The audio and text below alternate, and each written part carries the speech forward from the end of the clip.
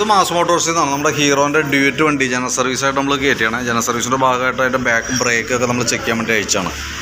Break liner maximum അഡ്ജസ്റ്റിങ്ങിലേക്ക് എത്തിയിട്ടുണ്ട്, പരമാവധിയും adjust ചെയ്ത് എത്തിയതാണ്. അപ്പോൾ നമുക്കത് ബ്രേക്ക് ലൈനർ ഒന്ന് മാറ്റിയിടേണ്ടി വരും കേട്ടോ, കാരണം അത് മാക്സിമത്തിലേക്കാണ് നിൽക്കുന്നത്. പിന്നെ അതേപോലെ തന്നെ നമുക്ക് ഈ ബാക്ക് സൈഡ് ഉണ്ടല്ലോ, അത് ഈ സൈഡിൽ നമുക്ക് ചെറിയൊരു ഓയിൽ ലീക്കിൻ്റേതായിട്ടുള്ള ചെറിയൊരു നനവുണ്ട്.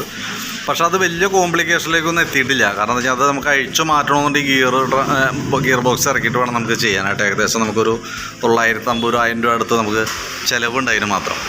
പ്രത്യക്ഷത്തിൽ വേറെ ബെയറിംഗ് സംബന്ധമായിട്ട് പ്രോബ്ലം അങ്ങനെ വേറെ പ്രശ്നങ്ങളൊന്നും ഇല്ലാത്തതുകൊണ്ട് തന്നെ തൽക്കാലം വേണമെങ്കിൽ നമുക്കത് അങ്ങനെ ഹോൾഡ് ചെയ്യാം. നെക്സ്റ്റ് സർവീസിൽ നമുക്ക് നോക്കാം. അതല്ലെങ്കിൽ അതിന് കൂടുതലായിട്ട് ഇവിടെ ഓയിൽ ലീക്കേജോ കാര്യങ്ങളോ എന്തെങ്കിലും കാണുകയാണെങ്കിൽ മാത്രം നമുക്കതൊന്ന് അഴിച്ച് സെറ്റ് ചെയ്താൽ മതി കേട്ടോ. പിന്നെ അതേപോലെ തന്നെ എൻ്റെ എയർ ഫിൽറ്ററിൻ്റെ ഭാഗമൊക്കെ നമ്മൾ നോക്കുന്നുണ്ട്. എയർ ഫിൽറ്റർ നമുക്ക് കിടക്കുന്നത് പുതിയ ഫിൽറ്ററാണ്, കമ്പനി ഫിൽറ്ററാണ്. ഹീറോൻ്റെ ഒറിജിനൽ ഫിൽറ്റർ തന്നെ കിടക്കണേ. പേപ്പർ ടൈപ്പ് ഫിൽറ്ററാണ്. നമുക്ക് ശരിക്കും എയർ അടിച്ചൊന്ന് ക്ലീൻ ആക്കിയിട്ടൊന്ന് റീസെറ്റ് ചെയ്താൽ മതി, വലിയ പഴക്കമായിട്ടില്ല. പിന്നെ ക്ലച്ചിൻ്റെ ഭാഗമായാലും ഓയിൽ ലീക്കോ കാര്യങ്ങളൊന്നും ഇല്ല, നിലവിൽ വേറെ പ്രശ്നങ്ങളില്ല. ബെൽറ്റിൻ്റെ കണ്ടീഷനും നമ്മൾ നോക്കുമ്പോൾ ഹീറോൻ്റെ കമ്പനി ബെൽറ്റ് തന്നെയാണ് കിടക്കണേ. വേറെ പറയത്തക്ക കംപ്ലൈൻ്റ് ഒന്നുമില്ല, വലിയ പഴക്കമില്ലാത്ത ബെൽറ്റാണ് കിടക്കുന്നത് കേട്ടോ. പിന്നെ CVT ക്ലച്ചിൻ്റെ മെയിൻ പാർട്ടുകളാണ് ഈ ഇരിക്കുന്ന പീസ്. അതിനകത്ത് ഇത് variator body, boss drive, roller set, അതിൻ്റെയൊക്കെ തേയ്മാനം നോക്കുമ്പോൾ നോർമൽ സാധാരണ രീതിയിൽ നമ്മുടെ ഉപയോഗം വെച്ച് നോക്കുമ്പോൾ അതനുസരിച്ചിട്ടുള്ള തേയ്മാനങ്ങളൊക്കെ ഉള്ളൂ. പിന്നെ clutch, wait set unit, roller, പിന്നെ അതൊക്കെ വന്നൊരു യൂണിറ്റാണിത്. അതും വർക്കിംഗ് ചെക്ക് ചെയ്യുമ്പോൾ വേറെ പ്രോബ്ലം ഒന്നുമില്ല. നിലവിൽ നമുക്ക് കൂടുതലായിട്ട് പ്രശ്നങ്ങളുണ്ടെങ്കിൽ നമ്മളതൊന്ന് അഴിച്ച് ഗ്രീസ് ചെയ്യേണ്ടതാണ്. ടൈറ്റ് അങ്ങനെ എന്തെങ്കിലും ഉണ്ടെങ്കിൽ നമ്മളത് കൈയോടെ അഴിച്ച് ഗ്രീസ് ചെയ്യും.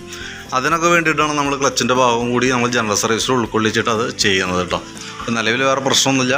ശരിക്കും ക്ലീനാക്കി സാൻഡ് പേപ്പറൊക്കെ ഇട്ട് പിടിച്ച് ക്ലീൻ ചെയ്ത് കയറ്റിയാൽ മതി. പിന്നെ വണ്ടി നമുക്ക് ആക്സിലേറ്റർ കുറയ്ക്കുന്ന സമയത്ത് വണ്ടി ഓഫായി പോകുന്ന ഒരു കംപ്ലയിൻ്റ് ഉണ്ട്. അത് കാർബറേറ്ററുമായി ബന്ധപ്പെട്ടാണ്. നമുക്ക് കാർബറേറ്റർ യൂണിറ്റൊക്കെ ക്ലീൻ ചെയ്യാൻ വേണ്ടി അയച്ചിട്ടുണ്ട്. അതിൻ്റെ അത്യാവശ്യം കാർബണൊക്കെ ഉണ്ട് അതിൻ്റെ ഉള്ളിൽ കേട്ടോ. ക്ലീൻ ചെയ്ത് കയറ്റാം. നോർമലിൽ ശരിക്കും പറഞ്ഞ് ഒരു പരിധി കഴിഞ്ഞാൽ ഈ വണ്ടിയുടെ കാർബറേറ്ററിൽ കംപ്ലയിൻറ്റ് വരൽ വളരെ കൂടുതലാണ്. തൽക്കാലം നമുക്കൊന്ന് ക്ലീൻ ചെയ്തൊക്കെ നോക്കാം. ട്യൂണിങ് കാര്യങ്ങൾ കിട്ടുമെന്നും വിചാരിക്കാം. വേറെ പ്രശ്നങ്ങളൊന്നും പ്രത്യക്ഷത്തിൽ കാണുന്നില്ല. പിന്നെ നമുക്ക് ഫ്രണ്ട് ഭാഗത്തേക്ക് വരുമ്പോഴത്തേക്കും സ്പീഡോമീറ്ററിൻ്റെ കേബിൾ ഇന്നർ നല്ല രീതിയിൽ ടൈറ്റായി തുടങ്ങിയിട്ടുണ്ട്.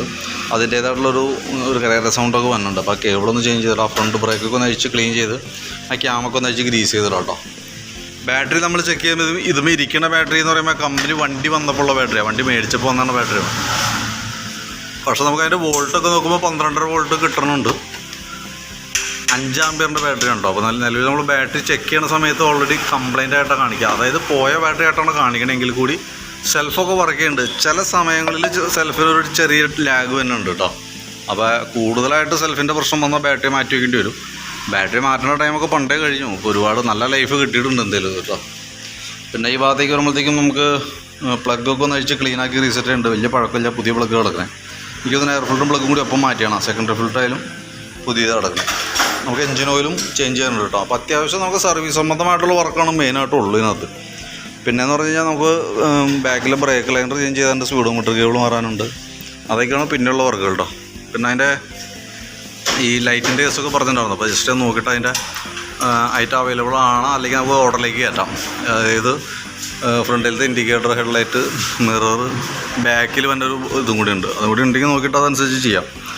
ഉള്ള ഐറ്റംസ് സെറ്റ് ചെയ്യാം. ബാക്കിയത്തെ നമുക്ക് ഐറ്റം ഓർഡറിലേക്ക് എഴുതിയിട്ടിട്ട് ഐറ്റം അറേഞ്ച് ചെയ്ത് വരുത്തി തരാം കേട്ടോ.